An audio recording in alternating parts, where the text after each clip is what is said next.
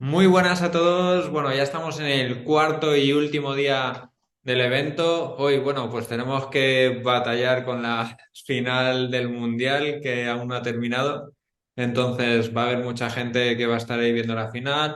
Así que nada, muchísimas gracias a todos los que estáis aquí en directo y nos habéis elegido en vez de al fútbol. Y darle muchísimas gracias a Matías porque es argentino. Y aún está ahí la final en juego todavía, que irán ahora a la próloga. Está aquí con todos vosotros, así que antes de nada, muchísimas gracias, Matías. No, gracias a vos, Víctor. Gracias a vos por la invitación. Y nada, antes de empezar, bueno, muchísimas gracias también por aceptar la invitación de estar aquí. Y me gustaría Mm, primero pues, que nos contases quién es Matías Sosa y por qué ujú. decidió dedicarse a la psicología deportiva. Bueno, a ver, ¿quién es una pregunta que suelo, digamos, hacer yo mucho, pero que me la hacen poco, entonces voy digamos, improvisar a partir de ahí. Matías Sosa, soy psicólogo clínico y deportivo, egresado de la Universidad de Buenos Aires.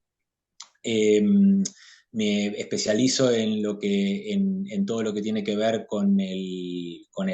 digamos, en lo vinculado al running, atletismo, trail running, digamos, es que es como mi especialidad, es el área a donde más disfruto trabajar, si bien he trabajado con otros deportes y con otras disciplinas.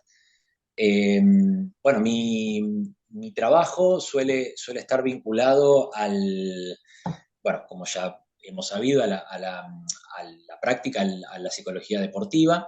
¿Y por qué me he interesado en esto? Bueno, esto se remonta mucho, digamos, en parte a mi historia como deportista. Siempre he hecho deportes a lo largo de mi vida y en la universidad, de casualidad y no tanto, tuve el agrado de cursar una materia que era psicología deportiva, donde conocí al que quizás fue mi mentor y gracias a él, digamos, estoy aquí dedicándome a esto, que es el doctor Marcelo Roffé, que es psicólogo deportivo argentino muy prestigioso, que ha trabajado con la selección de fútbol mayor, con la selección colombiana, y que él, digamos, junto a sus colegas, me han mostrado una variante distinta, hasta ese momento quizás hasta desconocida por mí,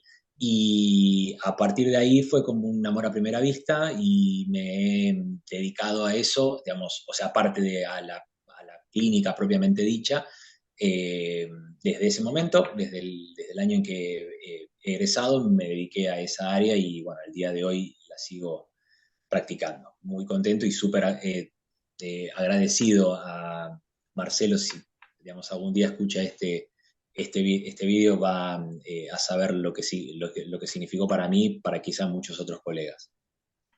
Y además, no solo en psicología deportiva, sino que estás un poco más centrado en psicología específica en corredores. Claro, digamos, o sea, todo bueno, en particular al ser yo corredor, digamos, y al conocer el área desde dentro, fue un área, al menos en lo que respecta a mi país, digamos, Argentina, Latinoamérica, que es un área que está poco explotada, digamos, en el buen sentido de la palabra, con lo que tiene que ver en la utilización de lo que es la figura del o la psicóloga deportiva para lo que es deporte tanto de alto rendimiento como deporte amateur. Perfecto. Y cuéntanos, antes de empezar, ¿dónde puede la gente encontrarte? Bueno, me pueden, digamos, encontrar en mi Instagram de Psicorredores, que es ahí a donde quizá nucleo toda la información que considero pertinente a la hora de trabajar la psicología desde el running. Y bueno, digamos, después por mail a psicorredores@gmail, como digamos, tener quizá una entrevista un poco más personalizada. Si bien en Instagram suelo contestar bastante los mensajes y las cuestiones que ahí mandan. Pero bueno, en breve estoy trabajando en una página web que calculo que el año que viene, ya en 2023, estará disponible, así que a partir de ahí será otra vía más de comunicación. Perfecto. Y nada, antes de nada, primero me gustaría que todos los que estéis en directo respondáis por el chat a la pregunta que voy a hacer, ¿vale? O a lo que voy a Bien. comentar ahora en esta pregunta. Y es que en 2022 todavía mucha gente ve al psicólogo como algo para problemas mentales. ¿Qué les dirías a estas personas?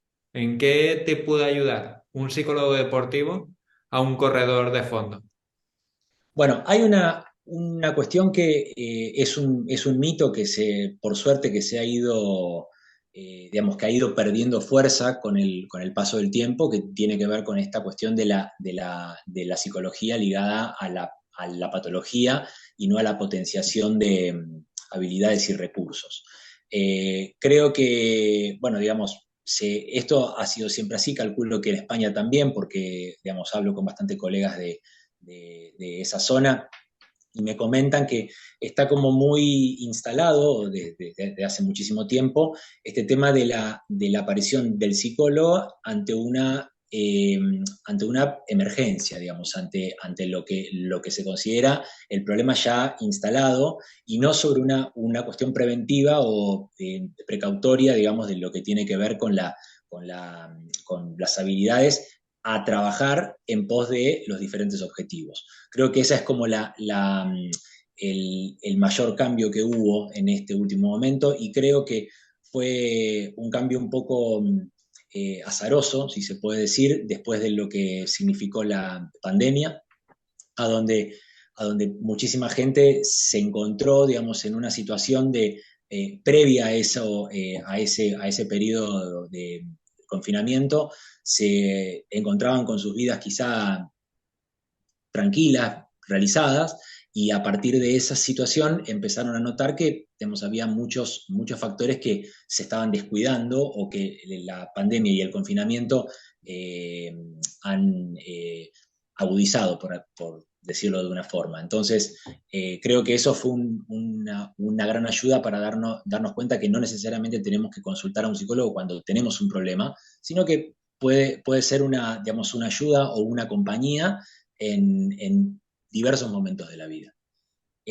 Con lo que mencionabas en referencia a un corredor de fondo y, digamos, con el auge que ha tenido el running en el último tiempo, se han presentado muchos factores que antes no se tenían en cuenta a la hora de trabajar con deportistas o con corredores y que se han presentado, digamos, tanto en consultas espontáneas como en consultas de lo que tiene que ver con los posteos que hago en el Instagram y demás, a donde se encuentran identificados con factores que quizá hasta ni tenían idea que digamos, estaban atravesando por eso.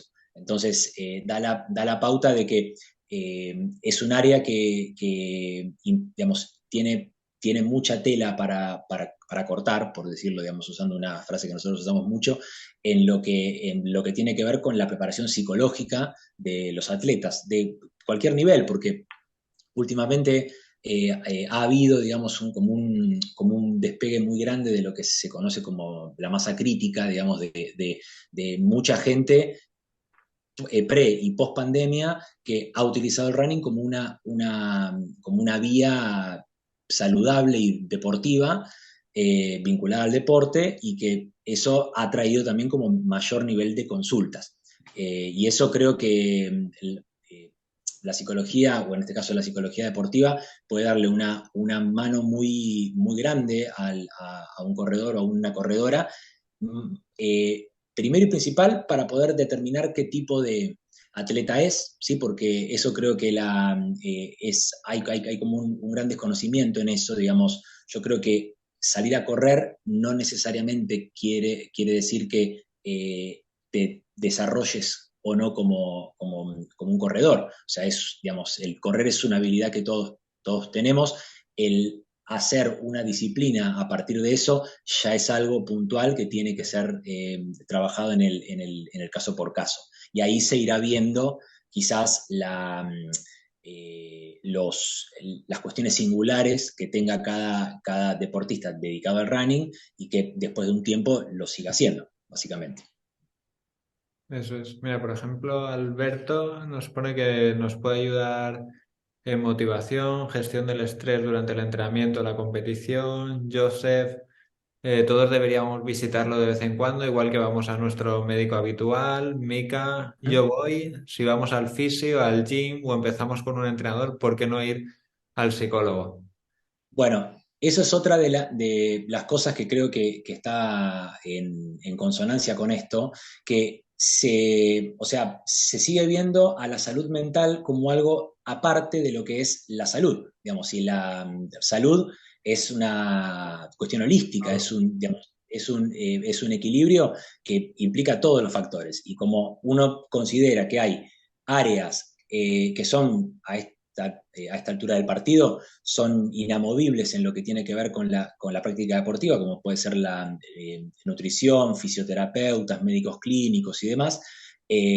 La psicología también es un área porque básicamente somos seres, somos sujetos que corren y eso muchas veces tiene implicancia a nivel emocional, a nivel motivacional, a nivel comportamental y actitudinal. Entonces son cosas que se ven bastante en las carreras y no, o sea, es difícil pretender que nos convirtamos en máquinas a la hora de realizar un deporte y nos olvidemos que detrás de esa disciplina hay una persona que se está dedicando a eso. Por ejemplo, bueno, durante el Mundial de Fútbol, Luis Enrique, que es el Sí. seleccionador español, estuvo Ujú. haciendo todos los días como unos streamings, unos directos, y aprovechaba esos Sí. directos para presentar al equipo. Pues al fisio, un día estaba con el fisio, otro día estaba con el psicólogo, otro día con el segundo entrenador, otro día con el preparador físico. Y el día del psicólogo, una cosa que me impactó y me quedó así bastante claro que el Ujú. psicólogo a esta pregunta lo que contestó es, al final todos tenemos claro que un deportista de élite ya está súper en forma, está súper entrenado y hasta el día ahí que más en forma está de todo el año, todos tenemos claro que aun estando en forma, tiene que seguir entrenando para mantener esa Ujú. forma, aun ya estando en forma. Entonces con la mente sucede lo mismo, aunque estemos bien tenemos que seguir entrenándola para no salir ahí o si nos salimos de ahí, tener estrategias para volver a ese estado. Totalmente.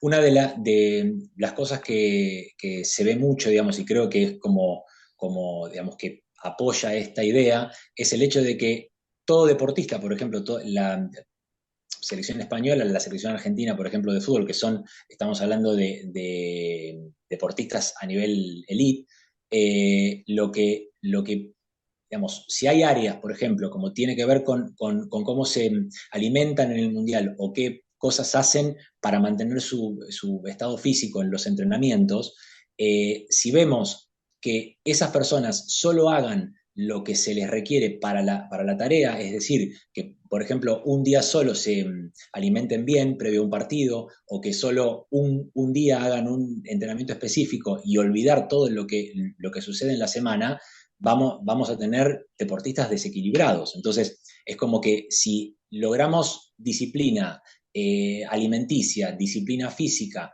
y, digamos, disciplina en nuestra técnica y táctica a la hora de practicar un deporte, ¿por qué no generar una disciplina mental que tenga que ver con generar mayor adherencia, generar mayor motivación, trabajar cuestiones que tienen que ver a la, al clima grupal, por ejemplo, ya que en este caso estábamos hablando de un equipo de fútbol, pero eso se trabaja mucho y más que nada en los deportes individuales.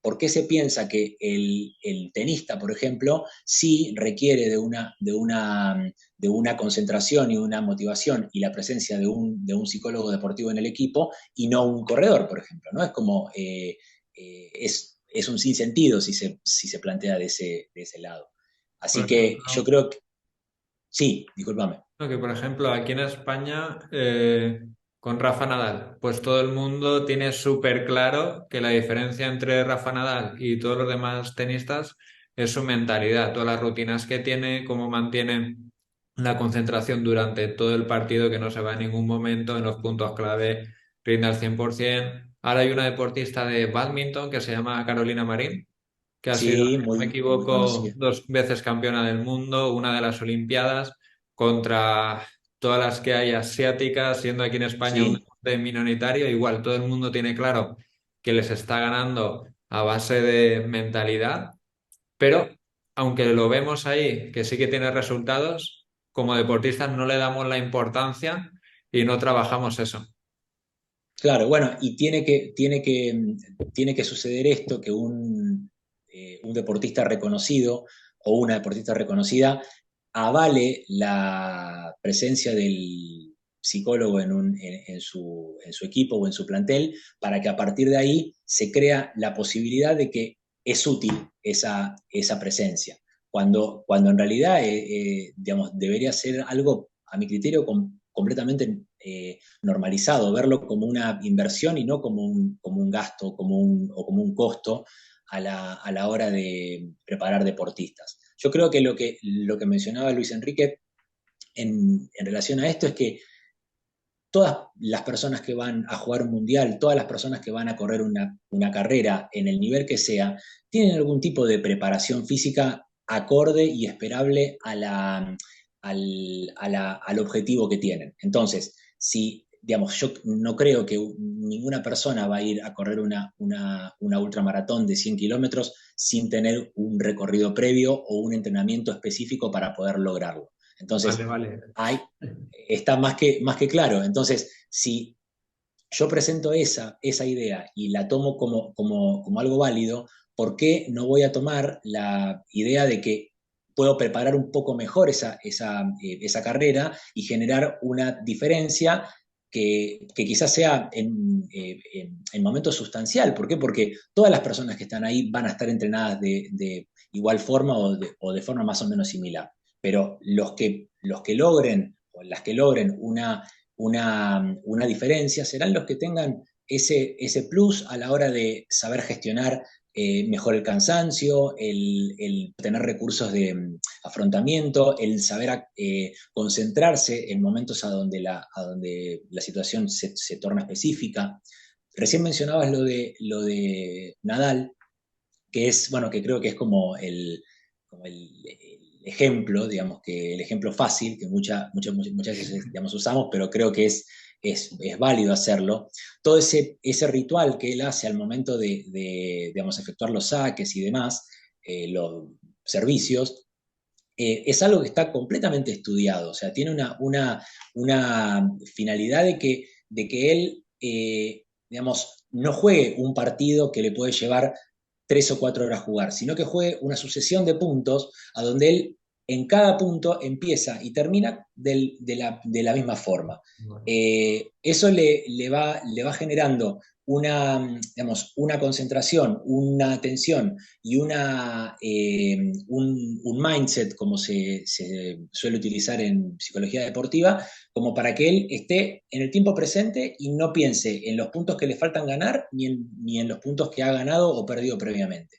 Entonces, si en ese ámbito ha demostrado que tiene resultados, porque digamos, los logros deportivos que ha tenido el Rafa Nadal están más que a la vista, ¿por qué no trabajarlo en otros atletas de cualquier nivel? Porque hay que pensar también que un atleta que hoy es popular, el día de mañana también puede convertirse digamos, en un atleta destacado. Entonces, es un recurso que creo que se puede apelar y puede funcionar tranquilamente para todas las personas. Luego hay muchos libros, pero yo he leído uno que Sirve Nadal responde Sócrates, Uh que -huh. cuenta un poco de cómo su tío desde pequeño ha ido construyendo esa mentalidad que tiene y está súper interesante por si los que nos estáis escuchando queréis leerlo. Es un libro muy finito, muy fácil de leer de forma rápida y cuenta un montón de historias de que le ocurrieron de pequeño en los partidos, en entrenamientos y cómo todo eso ha ido construyendo esa mentalidad que tiene a día de hoy. Uh -huh. Por Bueno, ejemplo, hay un... Sí, Sí, sí, sí, sí, sí. primero. Hay Eso es un, otro tema. hay un caso muy similar también con Roger Federer, digamos, o sea, Roger Federer en sus inicios, ya siendo, digamos, mostrando un buen desempeño a nivel tenis, era digamos, tenía un carácter muy indomable, digamos, y a donde finalizaba entrenamientos y partidos rompiendo raquetas y digamos demás, y hoy ve uno cómo juega Federer y el temple que tiene dentro de la cancha, y eso se da cuenta que hay un equipo atrás que ha trabajado durante muchísimo tiempo para manejar ese temperamento necesario al momento de competir, pero que tiene que estar controlado para que no se desboque. Entonces eso Sí, sí. es bastante parecido también. Por ejemplo, Jose nos dice que Kipchoge, por ejemplo, es otro ejemplo. Además de un portento También. físico, mentalmente es igual de fuerte. Y es que los Ujú. ves en las carreras y parece que en el kilómetro 40 ni se inmute de, de lo que está haciendo.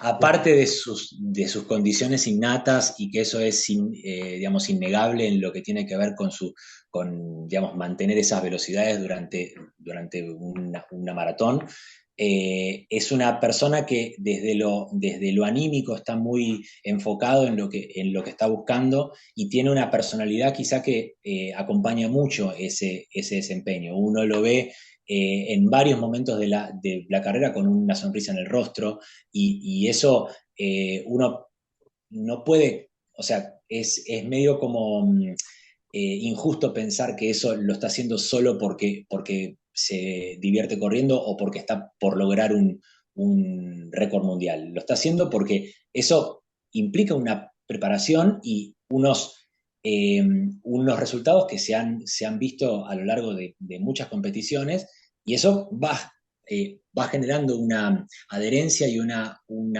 mejora en el desempeño. Entonces, yo creo que son personas que mantienen como un perfil humilde en relación a lo que han logrado, pero que al mismo tiempo posibilitan que montones de otras personas accedan a esa información de decir, bueno, hay un plantel atrás, hay personas que se encargan de su parte física, de su parte nutricional y también tiene personas que trabajan su mente a la par buscando esos récords mundiales en este caso, ¿no?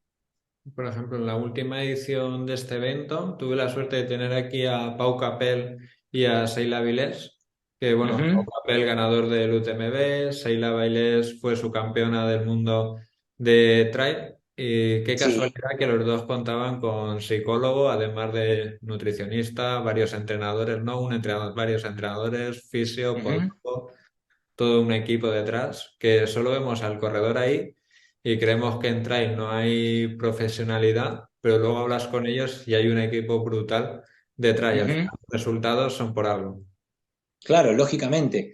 Digamos, en estos casos a donde son deportistas reconocidos, que quizá tienen la facilidad ya por los logros que han tenido de contar con un equipo detrás de ellos, quizás sea más fácil el incorporar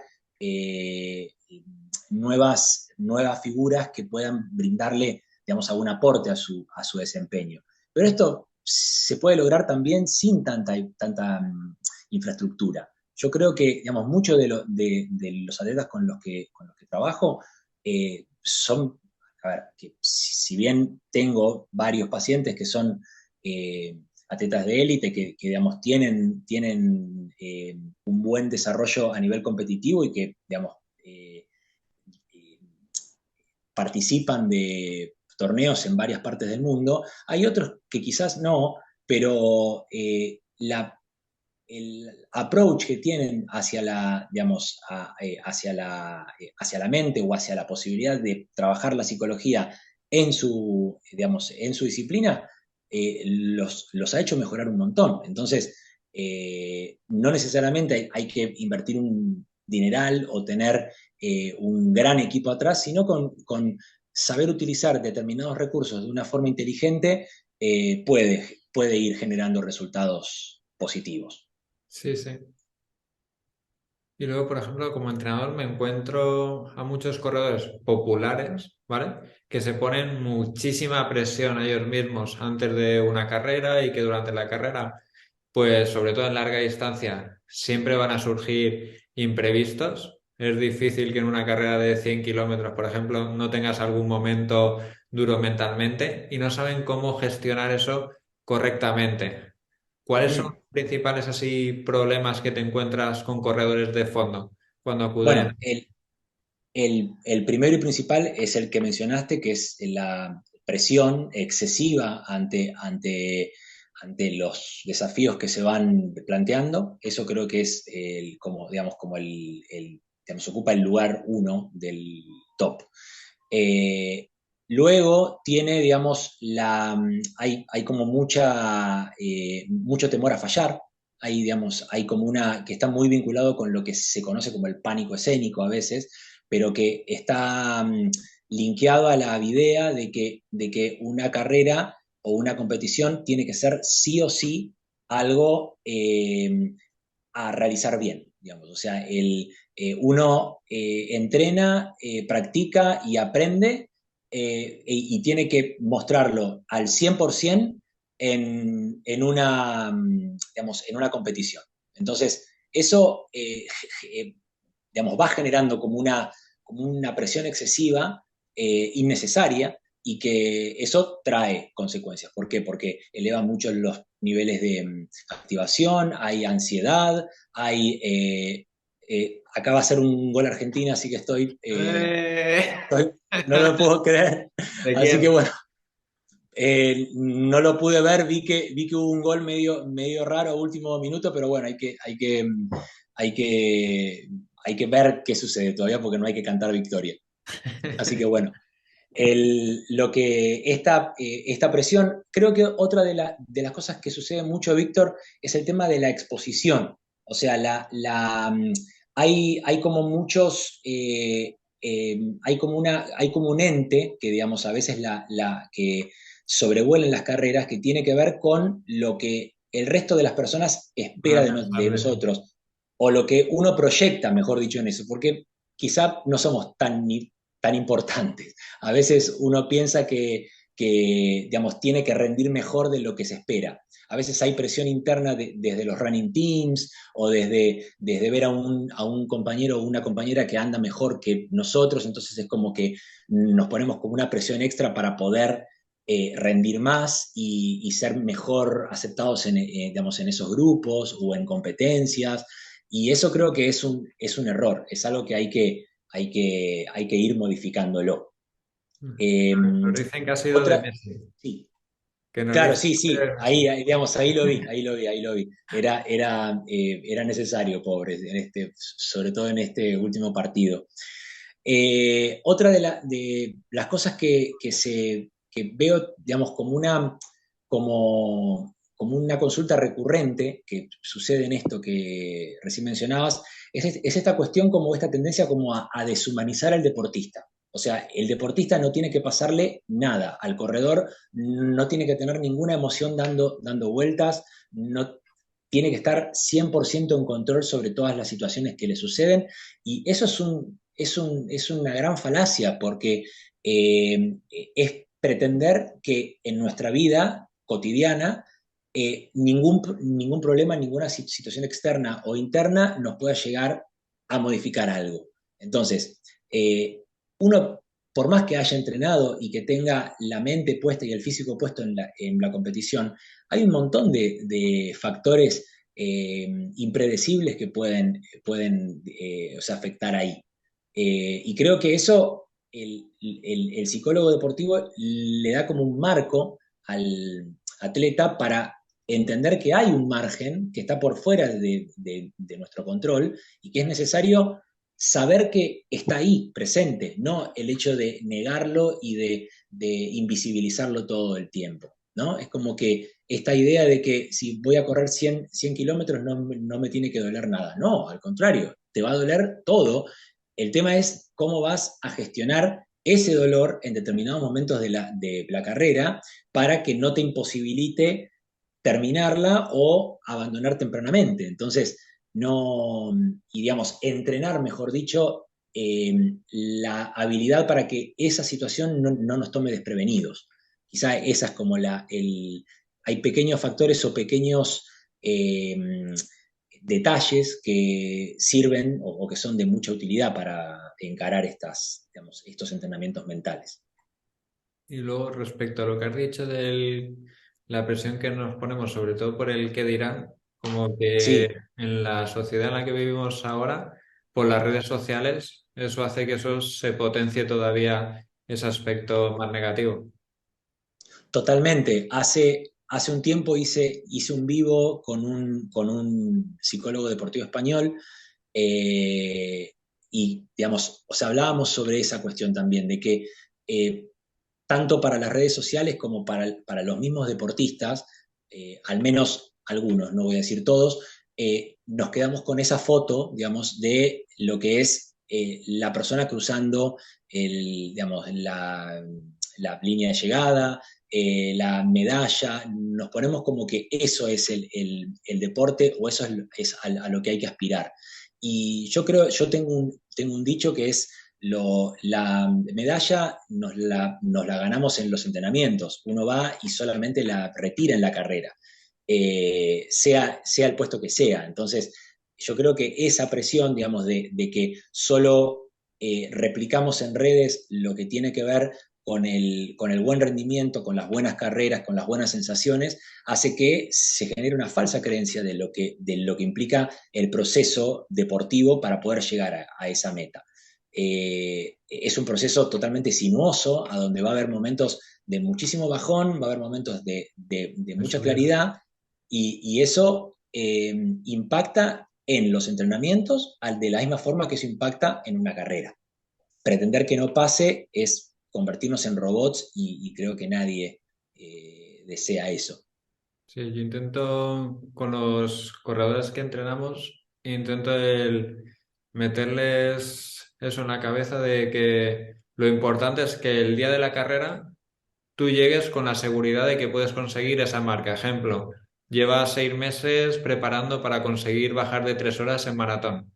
Mi Sí, objetivo como entrenador es que tú el día de la carrera estés en la línea de salida con la seguridad de que puedes conseguir ese tiempo. Ahora ya en la carrera puede pasar cualquier cosa. Ese día puede llover, puede hacer un calor terrible, te puedes resbalar y caerte, te puedes perder en una carrera de montaña. de trail, sí, sí, sí. Pero lo importante que tienes que analizar es todo el trabajo que has hecho previo y que ese día, pase lo que pase, tú has tenido la confianza de que podías conseguir eso. Totalmente, totalmente. Creo que uno porque otra de las cosas con las que nos encontramos mucho, o al menos en consultorio, es esta cuestión de el tip mágico, la idea de que hay una frase que les va a ayudar a sobreponerse en situaciones difíciles. Y creo que eso también tiene que ver un poco con esta cuestión del mercadeo de Instagram, digamos, de que una sola frase, una sola palabra va a ser como el elixir que nos va a dar esa fuerza, digamos, como si fuéramos superhéroes para reponernos en una situación difícil. Y no, hay un trabajo personalizado e identificado que está sostenido en la planificación. O sea, yo creo que una de las cosas que primero trabajo con mis deportistas. Uy, se nos ha ido. Eh, yo no me he ido, ¿no? A mí sí que me escucháis. Solo se os ha ido la imagen de Matías, ¿no? Ponérmelo por el chat. A ver si vuelve a Digamos, aparecer. ahí, Ahora, ahí, ahora. Sí, que se te ha ahí, cortado un momento. ah, ahí estamos. O sea, todo el tiempo estamos reforzando esa planificación. Uno planifica y planifica y planifica para poder desempeñarse de la misma forma en que entrenó, porque ese es otro de los síntomas más comunes, el sentir que entrenamos mejor de lo que competimos.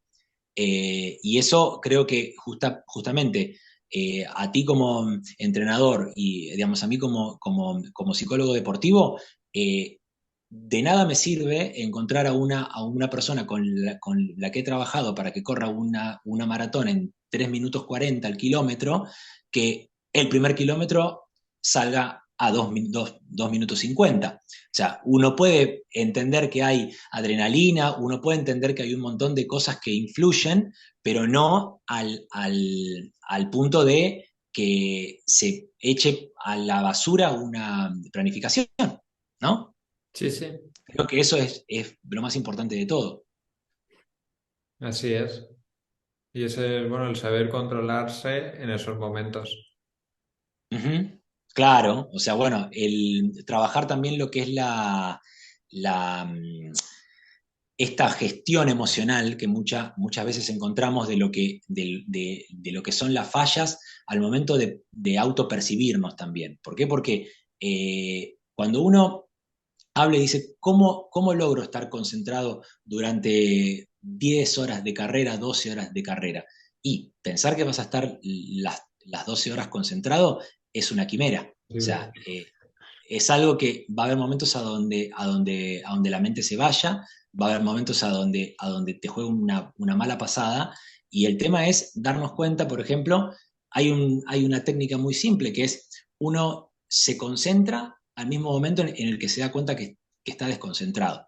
En ese, digamos, o sea, en esos momentos es a donde uno retoma o, digamos, o toma el toro por las astas, por decirlo de una forma clara, y dice, bueno, quizá corrí 15 kilómetros, bueno, por ahí no tanto, pero digamos, determinada cantidad de kilómetros en piloto automático, sin saber lo que estaba pasando, con distraído, con riesgo a lesionarme, y llega al punto a donde uno logra volver como a ese punto de concentración y nos damos cuenta de que nos queda resto para, digamos, afrontar la carrera, nos damos cuenta que tenemos como esa energía disponible para aceptar lo que viene. Y eso son cosas que se van trabajando en el consultorio y se ponen en práctica el día de la carrera. Algunas salen bien y otras que no salen bien se vuelven a reentrenar para Eso es. futuras competiciones. Perfecto. Y luego, por ejemplo, Alberto y Francisco nos preguntan sobre la motivación. ¿Qué rutina Sí. o estrategia mental podría seguir un corredor que tiene falta de motivación a la hora de salir a entrenar? Ujú. Bueno, creo que el punto más importante ahí es poner el foco en lo que es la disciplina, digamos, o sea, esta actitud o este hábito que uno logra, eh, digamos, hacer de forma periódica para poder generar adherencia a lo que es el entrenamiento. Digamos, hay que diferenciar acá, y esto creo que lo comenté el otro día en un posteo, lo que es la diferencia entre la disciplina en sí, que tiene que ver más con como con una actitud, y después tiene lo que es la disciplina mental, que está más vinculada a los hábitos. O sea, somos animales de costumbre, entonces digamos, nos tendemos a acostumbrar a responder mejor a unos estímulos que otros. Uno tiene que poder reconocerlos, trabajarlos y de una u otra forma desacomodarse un poco todos los días. O sea, ningún logro, ni desde lo físico, desde lo mental, llega desde una zona de confort. O sea, nunca el esperar esa idea de que uno esté sentado en el sofá y le venga la iluminación y las ganas de salir a correr, sucede muy pocas veces. Es un poco como lo que decía Picasso, que digamos, el talento, La digamos, inspiración. la inspiración viene en momentos a donde uno está haciendo las cosas. Entonces, si uno sale a correr, quizá me sucede a mí, te debe suceder a ti también, de que hay primeros kilómetros que son totalmente tediosos, pero llega al punto donde uno entiende por qué está haciendo las cosas, más allá de que haya una carrera a la vuelta de la esquina. Implica de que uno se compromete con una actividad y mejora esa planificación, que siempre al principio tiene que ser sí o sí media robótica, por digamos así decirlo, esto que es respetar los tiempos, respetar los días, hacerse digamos, a una rutina para que quede bien afianzada y a partir de ahí generar después esta adherencia que nos permitirá ir generando como pequeños, llamémosle como desarreglos y un mayor control sobre nuestra motivación diaria. Creo que eso es algo con lo que trabajo bastante.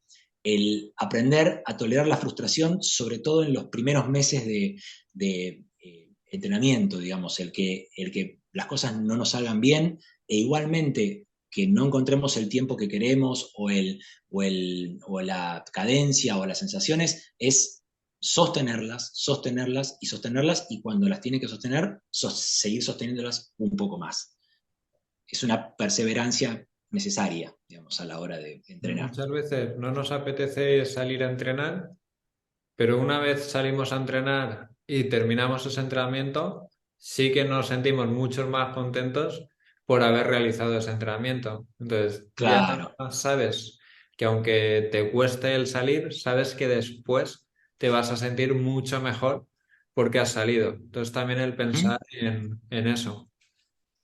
Esas son los momentos, Víctor, a donde más trabajamos estas sensaciones, digamos. ¿Qué fue lo que, digamos, cuál es el parámetro que hay entre la mala sensación del principio y la buena sensación del final? Ahí es a donde digamos, hacemos el replanteo y en relación a eso afianzamos el recurso ganado, digamos, ¿no? Es como lo que digamos, se puede ver como esta diferencia entre cómo se empieza y cómo se termina. Eso es. Y luego, por ejemplo, ahora en enero pues va a ser el sorteo del UTMB.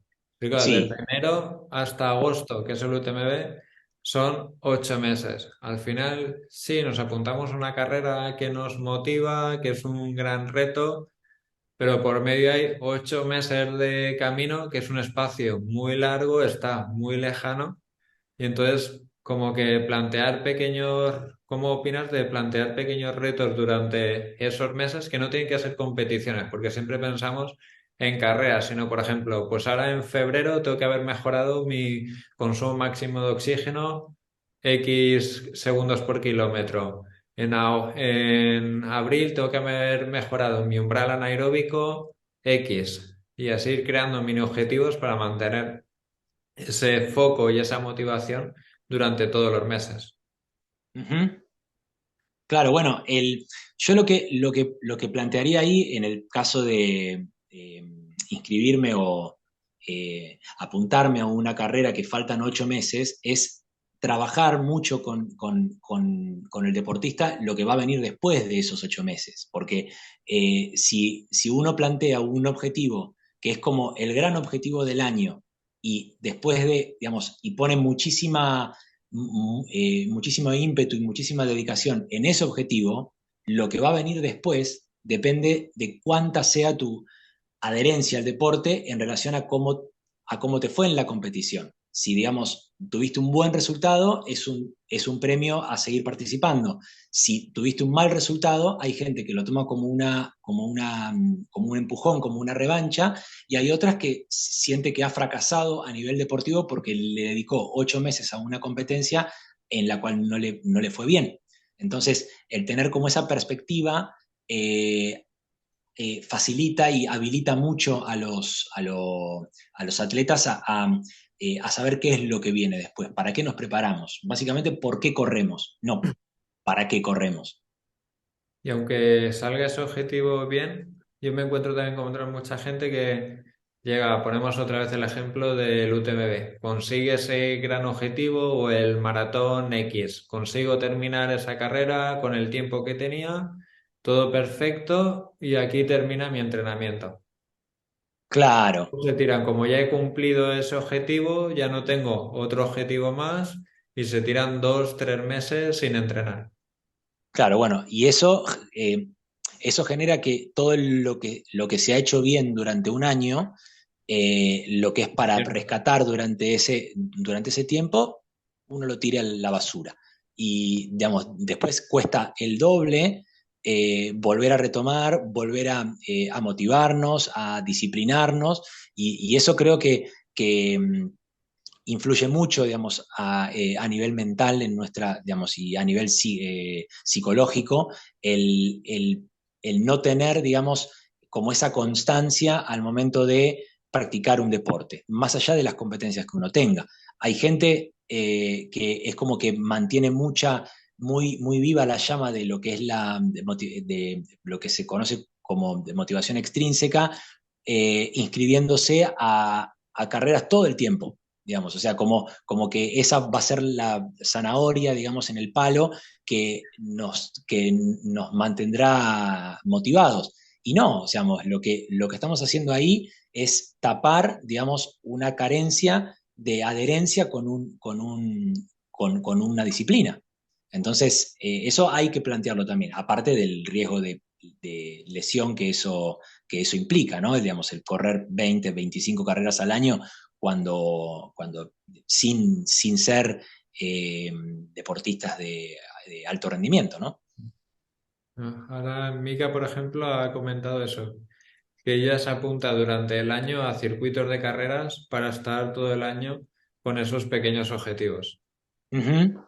Bueno, sí, a ver, eh, no quiere decir que eso esté mal, al contrario, o sea, eso sirve siempre y cuando uno le pueda dar una utilidad en lo que está haciendo. Digamos, hay muchísimos atletas que utilizan carreras quizá por ahí no tan exigentes como para testearse, como para ponerse a prueba en lo que han venido entrenando, pero no necesariamente eso tenga que ser que de no estar eso mi motivación se va al tacho, porque digamos, creo que es la base de todo. Digamos, el encontrar como esa necesidad de salir a correr, en este caso, porque somos corredores, más allá de si haya una competencia o una preparación para esa competencia de forma cercana. Creo que eso es lo único que nos va a hacer perseverar en cualquier actividad, ya sea el deporte o en la vida. Perfecto. Y, por ejemplo, ¿qué estrategia recomendarías realizar a un corredor así de fondo para afrontar antes de una carrera? Bueno, Disminuir, por ejemplo, esa presión que nos ponemos o ese estrés precompetición. lo primero es la planificación. O sea, eso es como el punto cero vendría a ser. O sea, si cuanto más nos atengamos a lo que hemos trabajado en nuestra planificación, eliminaremos muchísimas variables de presión, distractores, pensamientos intrusivos al momento del desempeño en carrera, porque básicamente estamos solo repitiendo lo que hemos venido haciendo. Entonces, eso creo que muchas veces nos sorprende hasta para bien.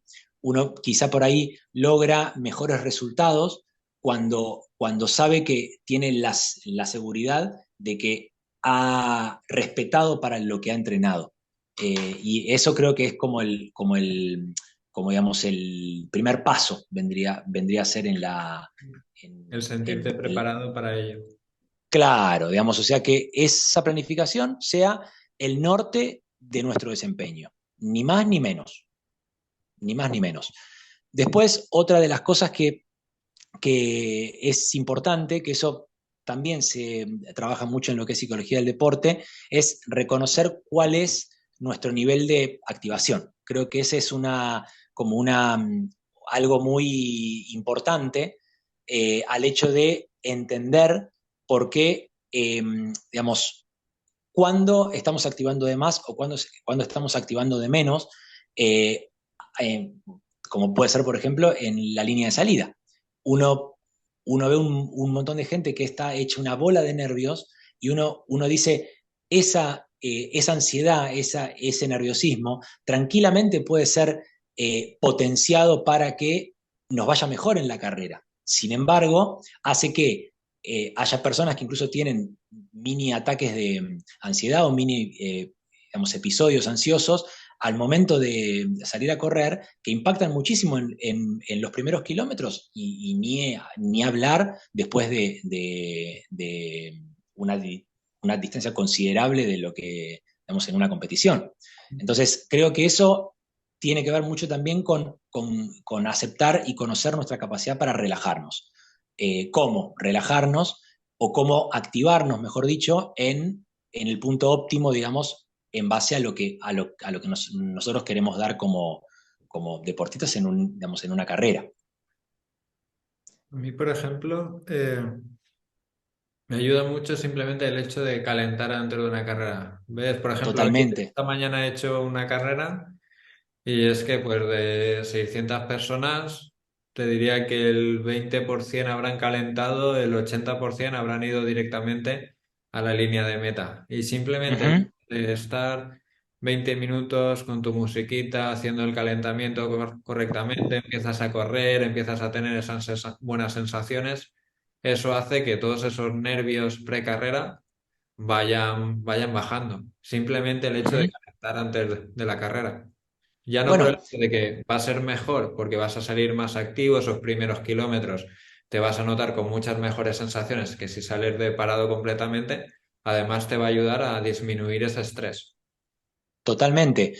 Hay personas incluso que, digamos, llegan hipoactivadas a la línea de meta y uno dice, ¿cómo puede ser que, digamos, te has preparado durante muchísimo tiempo y esos nervios, en vez de que estén en el punto óptimo, se nos haya pasado, como decimos en Argentina, que se nos haya pasado el coche de nafta, como que le decimos, y que han quemado un montón de recursos hipervaliosos y que uno los ve como apagados en relación digamos, a ese desempeño. Hay personas que lo pueden gestionar después de unos kilómetros cuando logran como equilibrar lo que es la activación física con la activación psicológica y hay personas que corren con una pájara eterna toda la carrera justamente por pasarse de estímulo antes de salir a correr. Entonces, el tema es, como has dicho antes, cuando nos viene bien, cuando necesitamos activarnos, quizá este precalentamiento, esta digamos, activación intensa, y cuando estamos muy activos, quizá hacerlo, pero de forma más relajada. Perfecto. Y nada, lo siento mucho porque me está encantando la charla, pero nos vamos Sí, de tiempo, son ya casi las 7 y tenemos que ahora viene Alba y Paula. Pero bueno, sí, por sí, sí, es totalmente fecha, si lógico. os ha gustado el directo con Matías, y desde aquí darte las gracias por haber estado, incluso no poder ver la próloga o tenerla que ver así con el rabillo del ojo y estar aquí, creo que ha estado súper interesante. Y nada, vuélveles a recordar dónde te pueden seguir para los que le haya gustado. Bueno, digamos, para todas las personas interesadas en lo que tenga que ver con la psicología deportiva, me pueden encontrar en mi Instagram, que es si.corredores, o sea, digamos así, o sea, yo lo tengo sin punto, pero en sí se escribe con punto, si.corredores, a donde ahí, digamos, intento volcar todo lo que veo, tanto en consulta como infografías digamos, vinculadas al entrenamiento mental y a la disciplina mental. Y digamos, después ahí mismo digamos, en el Instagram tienen otras vías de contacto, como pueden ser teléfono móvil, mails y digamos demás, como para poder contactar en caso de que necesiten.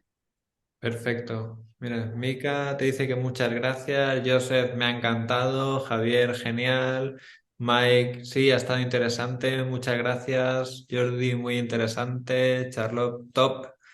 Salva, genial. Así que nada, muchísimas gracias, Matías. Y nada, Bueno, muchísimas. esperaros 5 minutos y en 5 minutos estamos en esta misma sala con Alba y Paula para